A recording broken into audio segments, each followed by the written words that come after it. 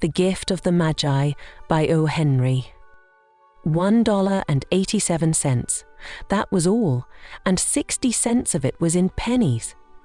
Pennies saved 1 and 2 at a time by bulldozing the grocer and the vegetable man and the butcher, until one's cheeks burned with the silent imputation of parsimony that such close dealing implied. 3 times Della counted it, $1.87. And the next day would be Christmas. There was clearly nothing to do but flop down on the shabby little couch and howl. So Della did it, which instigates the moral reflection that life is made up of sobs, sniffles, and smiles, with sniffles predominating. While the mistress of the home is gradually subsiding from the first stage to the second, take a look at the home. A furnished flat at $8 per week. It did not exactly beggar description, but it certainly had that word on the lookout for the mendicancy squad.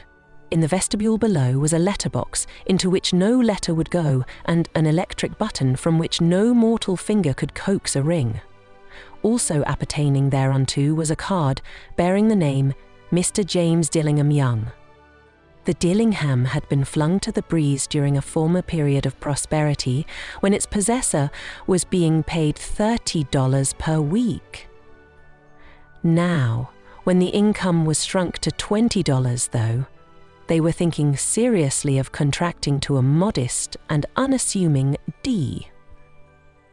But whenever Mr. James Dillingham Young came home and reached his flat above, he was called Jim, and greatly hugged by Mrs. James Dillingham Young, already introduced you as Della, which is all very good. Della finished her cry and attended to her cheeks with the powder rag. She stood by the window and looked out dully at a grey cat walking a grey fence in a grey backyard. Tomorrow would be Christmas Day, and she had only $1.87 with which to buy Jim a present. She had been saving every penny she could for months with this result. $20 a week doesn't go far. Expenses had been greater than she had calculated. They always are.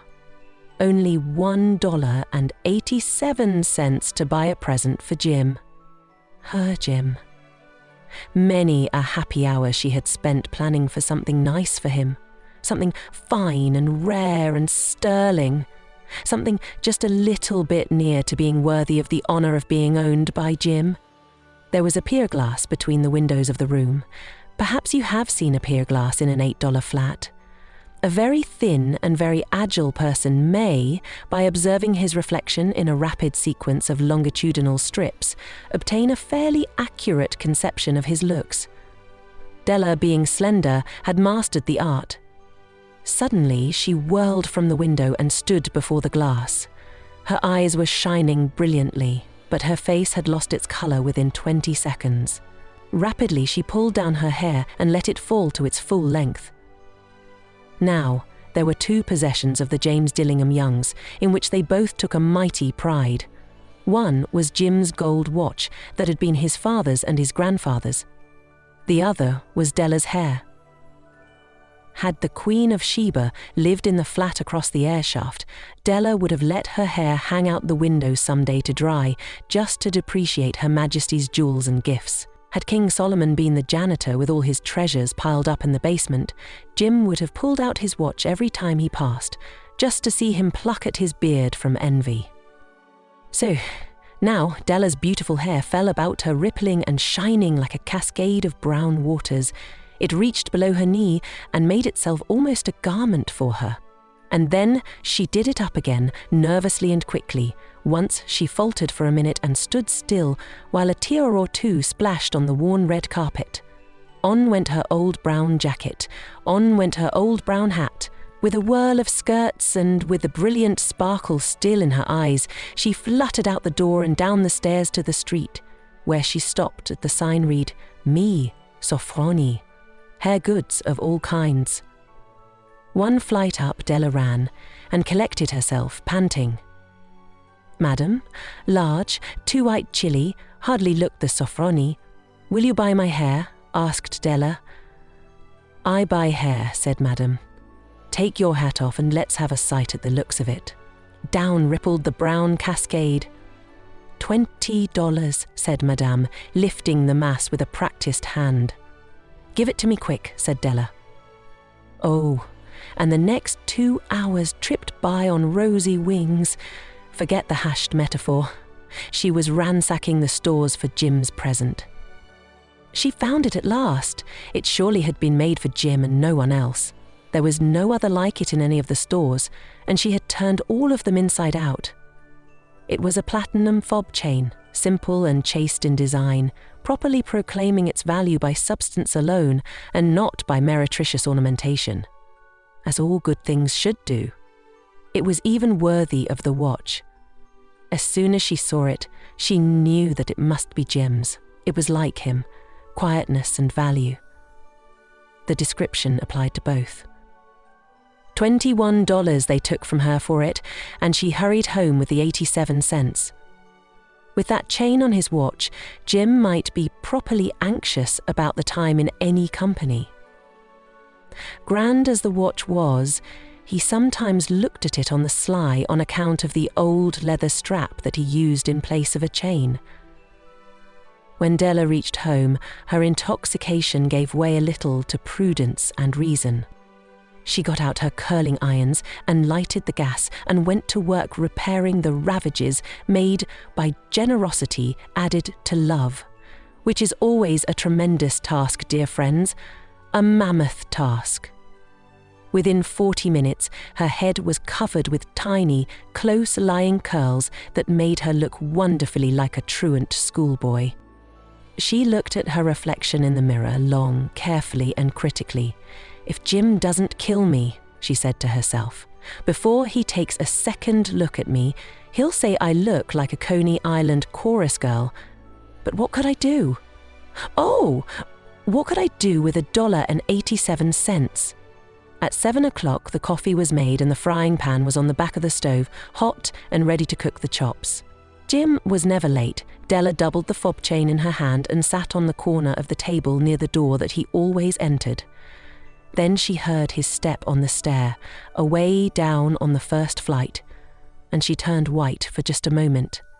She had a habit of saying a little silent prayer about the simplest everyday things, and now she whispered, "Please God, make him think I am still pretty." The door opened and Jim stepped in and closed it. He looked thin and very serious.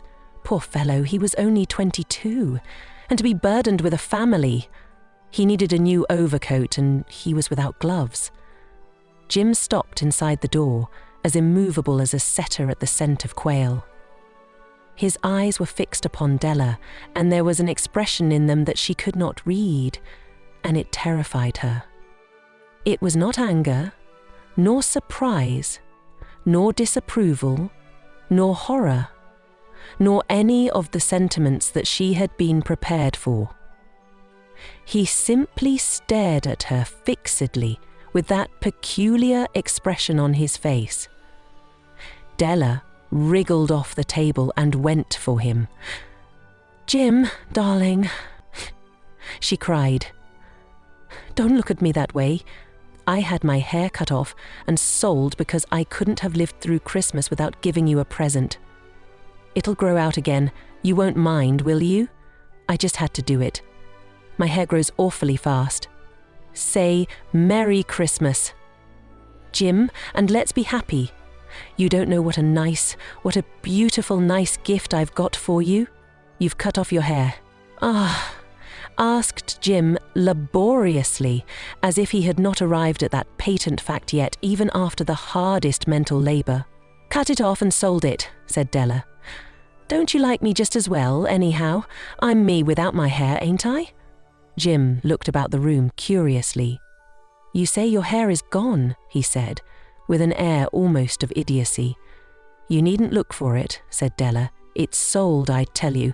Sold and gone, too. It's Christmas Eve, boy. Be good to me, for it's went for you." "Maybe the hairs of my head were numbered," she went on with sudden serious sweetness, "but nobody could ever count my love for you. Shall I put the chops on, Jim?" Out of his trance, Jim seemed quickly to wake. He enfolded his Della.